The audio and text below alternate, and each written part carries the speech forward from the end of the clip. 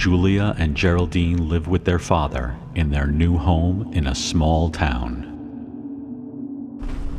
The house seemed strange, but the girls' father assured them there was nothing to worry about. He would be visiting a relative and would return the next day. The girls would be spending their first night alone in the house.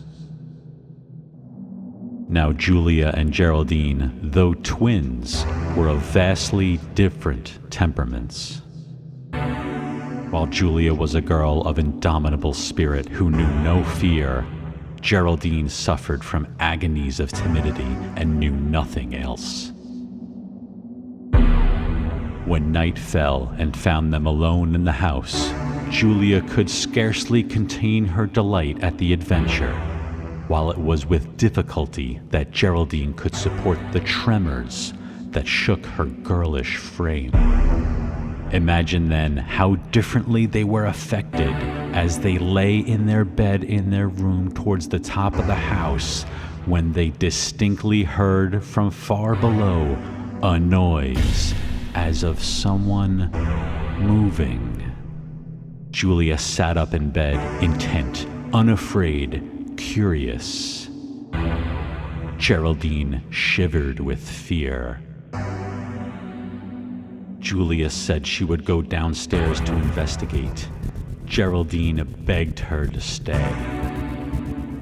As the brave girl went, feeling her way to the door in darkness, for to have switched on the light would have been to warn the intruder, if there was one, that the house was inhabited, whereas it was her plan to turn the tables on the burglar, if there was one, by suddenly appearing to him as an avenging phantom, for no one knew better than Julia of the depths of base superstition among the vulgar.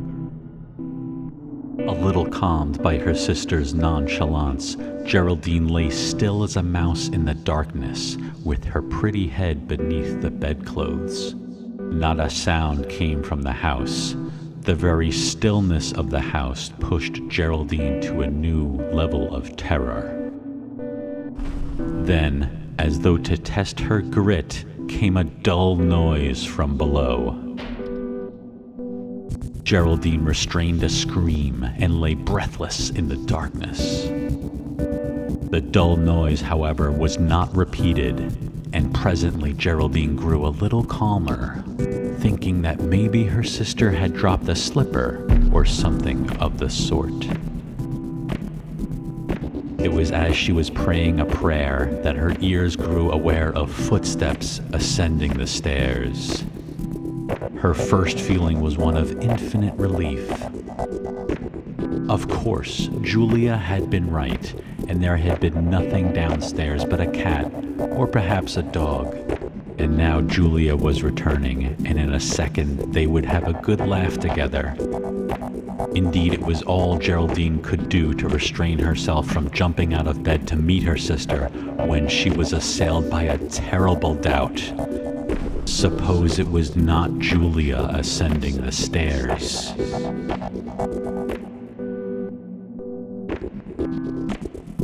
Transfixed with terror, yet hopeful of the best, the poor girl could not even command herself to reinsert her head beneath the sheets. And always the ascending steps came nearer. As they approached the door, she thought she would die of uncertainty. The door opened, the footsteps were in the room, and Geraldine thought she recognized her sister's tread. But why did Julia not speak?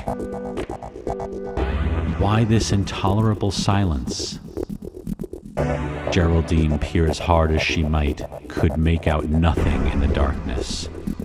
The footsteps seemed to fumble in their direction, but came always nearer to the bed, in which poor Geraldine lay more dead than alive. Oh, why did Julia not speak, just to reassure her? The footsteps seemed to fumble about on the floor, with an indecision maddening to Geraldine's distraught nerves. But at last they came beside the bed, and there they stood. In the awful silence, Geraldine could hear her heart beating like a hammer on a bell. But never a sound, nor a word gave back the livid silence. Never a sigh, nor a breath, though Julia must be standing within a yard of the bed. Unable for another second to bear the cruel silence, Geraldine timidly stretched out her hand to touch her sister when, to her infinite relief, her fingers touched the white rabbit fur with which Julia's dressing gown was delicately trimmed. Geraldine laughed. Never a word, however, came from the still shape. Geraldine, impatient of the continuation of a joke that seemed to her in the worst of taste, raised her hand from the fur that she might touch her sister's face. But her fingers had risen no farther than Julia's throat when they touched something wet and warm, and with a scream of indescribable terror, Geraldine fainted away.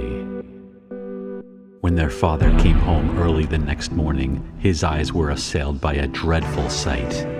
At the foot of the stairs was a pool of blood, from which in a loathsome trail drops of blood wound up the stairway. Fearful something had happened to his beloved daughters, he rushed frantically up the stairs. The trail of blood led to his daughter's room, and there, in the doorway, the poor gentleman stood appalled. So foul was the sight that met his eyes. His beloved Geraldine lay on the bed, her hair snow white, her lips raving with the shrill fancies of a maniac. While on the floor beside the bed lay stretched in a pool of blood his beloved Julia, her head severed from her body. The tragic story unfolded only when the police arrived.